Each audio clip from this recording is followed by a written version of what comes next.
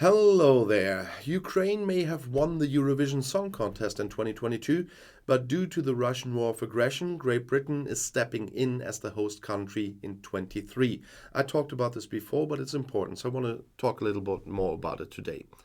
The 67th ESC takes place in Liverpool, and the ESC will be held at the M&S Bank Arena in Liverpool. The BBC is working closely with representatives of the Ukrainian broadcaster Suspilne to integrate Ukrainian elements into the shows and thus make the country's culture visible. The first semi-final will be on May 9th, the second semi-final will be on May 11th, and the final will be on May 13th, all at 8 p.m. UTC. According to the EBU, this year's slogan is intended to demonstrate the partnership between the United Kingdom, Ukraine, as the winner in 2022, and the host city of Liverpool.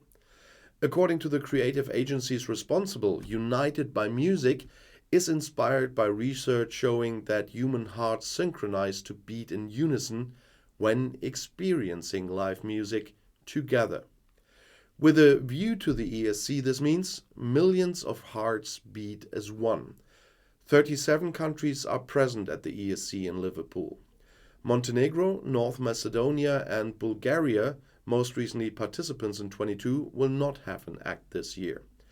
Belarus was already suspended from the European Broadcasting Union as a member country in 2021 and is therefore no longer allowed to participate in the competition. Since the invasion of Ukraine, Russia has also been excluded from the ESC.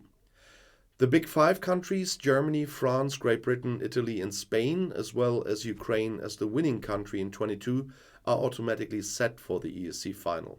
Well, the five are paying the most into the EBU, that's why. All other countries must qualify in the semi-finals. Which country will compete in which semi was drawn in Liverpool on January 31st, and starting orders will be determined at a later date. Being together, celebrating, and community. That's the stage designed for the ESC in Liverpool, and that is based on these principles.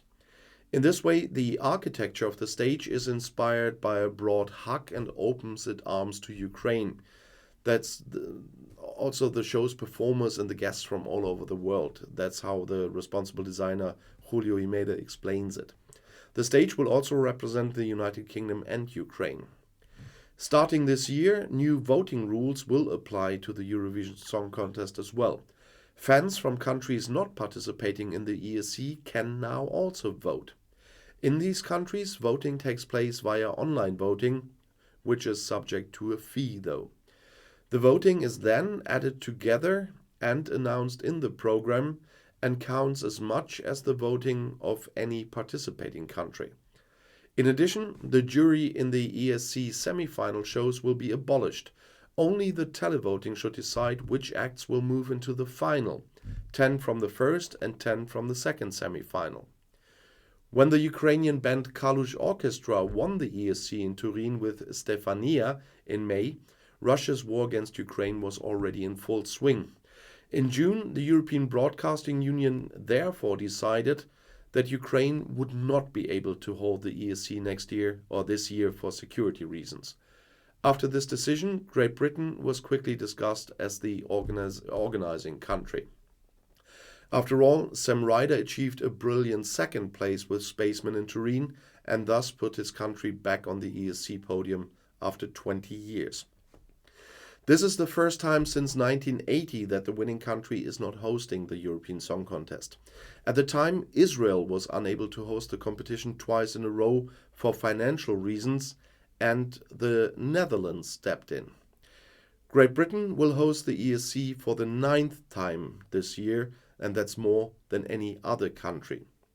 The BBC, as the executive broadcaster, has already taken on the hosting tasks for other winning countries 4 times during its ESC history. A total of 20 cities from the United Kingdom had applied to host the event.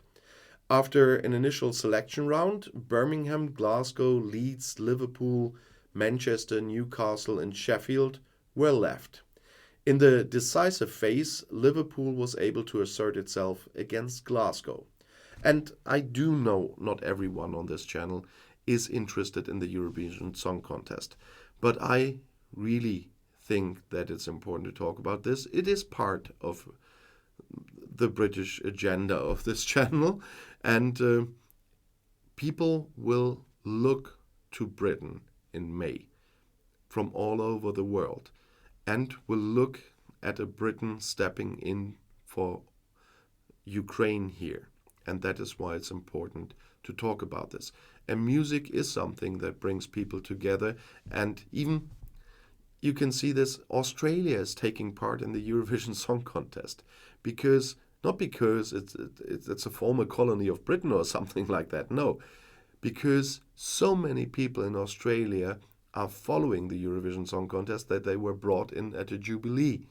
And after that was such a big thing and such a great thing that they were even allowed to stay. And even in the United States, they copied the Eurovision Song Contest and made an American Song Contest, although I haven't watched any of that yet.